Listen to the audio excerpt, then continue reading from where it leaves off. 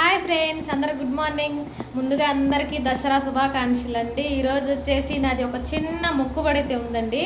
దానికోసం అయితే మా కుటుంబం అందరం కలిసి దాన్ని సెలబ్రేషన్ చేసుకుంటున్నాము. పోతే మొక్కుబడి అంటేనే ఇంకా గంగాలమ్మకి అయితే మొక్కుబడి అండి. ఆ మొక్కుబడి కోసం అయితే నేను వచ్చి ఒక కోడి పుంజుని అయితే వదులుకున్నాను. దాన్ని అయితే ఈరోజు అయితే దాన్ని దసరా కదా, ఈరోజు గంగాలమ్మకి అయితే పెట్టుకుందాం అనేసి అనుకున్నాము. అందుకనేసి మా కుటుంబం అంతా కలిసి ఈరోజు దాన్ని జరుపుకుంటాం అన్నమాట. మా కుటుంబం అందరినీ ఈరోజు మీకు చూపిస్తాను.